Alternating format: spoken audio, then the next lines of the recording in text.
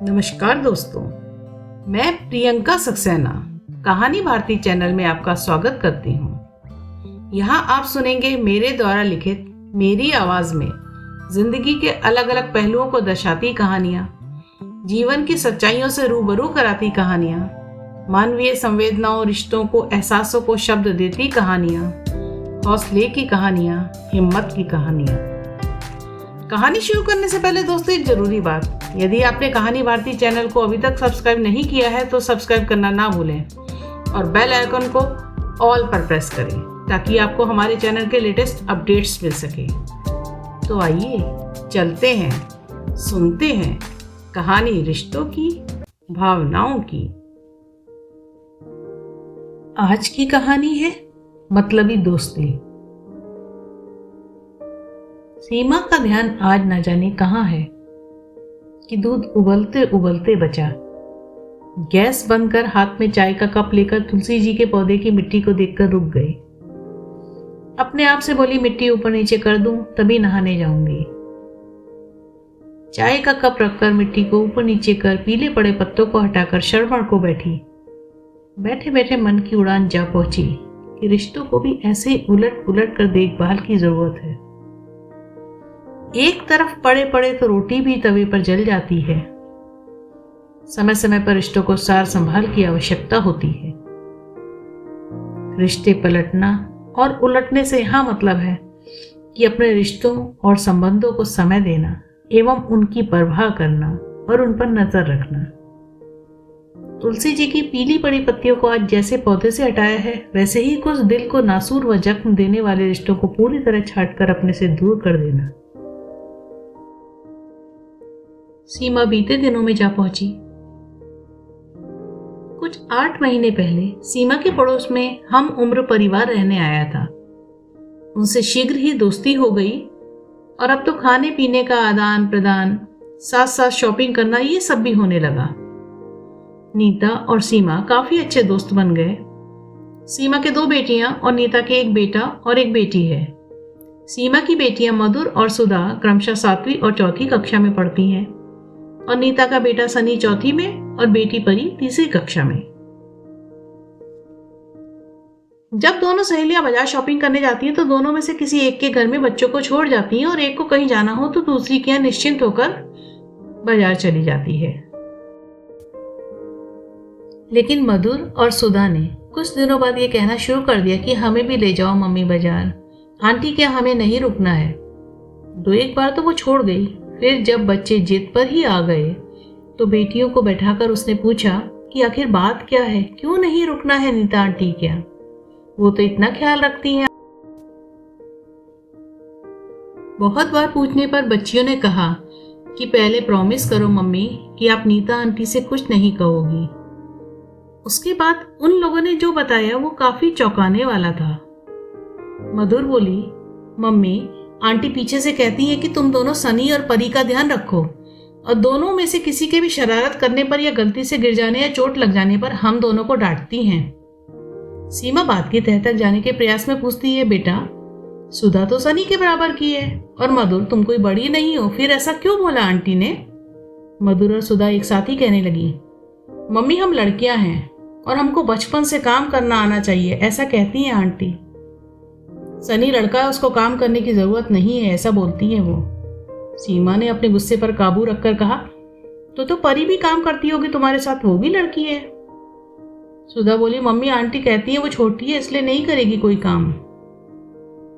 सीमा का पारा अब तक चढ़ चुका था। बोली, बच्चों यहीं रुको, मैं आती हूं।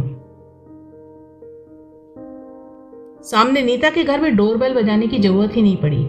दरवाजा खुला था और सीमा की ओर पीठ करे नीता दीवान पर अधलेटी मुद्रा में किसी से कह रही थी, हाँ यार अब इस घर में मुझे काफी आराम हो गया है। सामने सीमा के घर बच्चों को छोड़कर जाती हूँ, वो ध्यान रखती है और खाना भी खिला देती है। सीमा अपनी तारीफ सुनकर ठिठक गई। वो शर्मिंदा हुई कि बच्चों की बातों को शायद बड़ा करके सोच लिया। नीता ने किसी दिन ऐसे ही बच्चों का ख्याल रखने को बोल दिया होगा।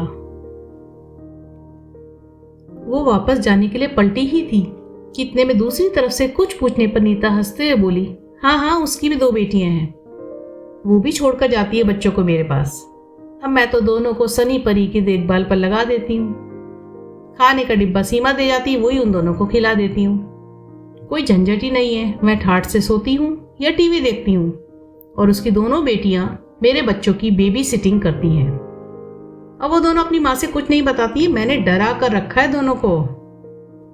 ऐसा बोलते बोलते नीता घूमी तो सीमा को देखकर उसका चेहरा फक पड़ गया। हंसते सीमा से बोली, कमाई मैं तुम्हारी ही तारीफ कर रही थी। सीमा गुस्से में तमतमा कर बोली, मैंने सब सुन लिया है। नीता, तुम्हारी हिम्मत कैसे हुई मेरी बेटियों से बेबी सिटिंग करवाने की, अपने बच्चों की, जो मेरे ही बच्चों के हम उम्र हैं। मैं विश्वास से तुम्हारे पास कभी कभार छोड़कर गई और तुमने मेरी बेटियों को अपने बच्चे का नौकर समझ लिया।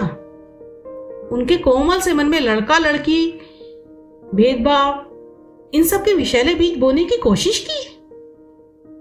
नीता बोली, तुम कुछ ज्यादा बोल रही हो। लड़कियां हैं, कभी ना कभी तो करेंगी ये सब। बस नीता, बस। अपनी ये गंदी सोच तुम अपने पास ही रखो। एक तो बच्चों को डराती हो और अपनी गलत बातों को सही कह रही हो। भगवान से डरो, बेटी तुम्हारी भी है या दूसरों की ही बेटियों से ये सब सोच है तुम्हारी? अपनी सोच सुधारो, समान व्यवहार करो। लड़का लड़की में और दोस्ती और जैसे पवित्र रिश्ते को अपनी मतलब परिस्थिति के लिए इस्तेमाल ना करो। इसी के साथ मैं तुमसे अपना दोस्ती का रिश्ता तोड़ती हूँ, कहकर सीमा अपने घर वापस आ गई। कुछ दिनों बाद उसने सुना कि सामने वाला घर छोड़कर नीता इसी शहर में किसी और जगह रहने चली गई। सीमा भी अपनी जिंदगी में व्यस्त हो गई। मधुर और सुधा के साथ समय बिताकर उनको यकीन दिलाया और उनका मनोबल बढ़ाया, ताकि उसकी बेटियां पहले जैसी हंसती खेलती रहीं। और इस मतलबी रिश्ते के चलते 8 महीने में जो जो रिश्ते उसके हाथ से फिसलने लगे थे, या जिन लोगों को और जिन रिश्तों को उसने कमतर समझा था, या कि जिन रिश्तों को उसने परे रख दिया था, उन सभी लोगों और रिश्तों पर अपनी पकड़ मजबूत बनाने लगी, उन्हें संवारने लगी। दोस्तों, कई बार हम कामकाज में इतने व्यस्त हो जाते हैं कि रिश्ते पीछे छूट जाते हैं, कुछ जानबूझकर और कुछ अनजाने में ही। रिश्ते भी मनुष्य अपने व्यवहार से बनाता है, यथासंभव संभाल कर रखें। हाँ, जो संबंध या रिश्ते गल सड़ गए हों, सड़कर बदबू मारे, उनको समूचा ही नष्ट करें, ताकि सच्चे रिश्ते पहचान कर हम अपने जीवन को नए उत्साह से जिए, ना कि मतलबी बनावटी रिश्ते ढोते चले जाएं। इस तरह से करने से नकारात्मक दृष्टिकोण वाले लोगों से हटकर जिंदगी रूपी पौधे को नए आयाम तक ले जाएं। कई बार हम सभी रिश्तों को एक ही तराजू से तोल देते हैं। समय दें और समझें, पहचानें अपने रिश्तों को कि भूल कर भी भूल ना हो जाए। देखा गया है कि कई बार मनुष्य क्षणिक छलावे से रिश्तों पर अपने सच्चे रिश्तों की बलि चढ़ा देता है। ऐसा ना करें। अपने विवेक का सहारा लें और स्वार्थ के लिए बने मतलबी रिश्तों के लिए अपने स्थायी रिश्तों को दांव पर ना लगाएं। दोस्तों, आशा है मेरी इस कहानी में निज संदेश ने आपके दिल को छुआ होगा, आपके दिल तक मेरी बात पहुंची होगी। यदि आपको मेरा ये वीडियो और ये कहानी पसंद आई है तो कृपया लाइक और शेयर अवश्य कीजिएगा। मेरे चैनल को सब्सक्राइब भी कीजिएगा। दोस्तों, ऐसी ही मन को छूने वाली कहानियों को सुनने के लिए आप चैनल सब्सक्राइब करना ना भूलें। कहानी पसंद आने पर कृपया लाइक और शेयर अवश्य करें। तो इंतजार कीजिए हमारी अगली पेशकश का। मिलते हैं हमारी एक और बेहतरीन कहानी के साथ। धन्यवाद।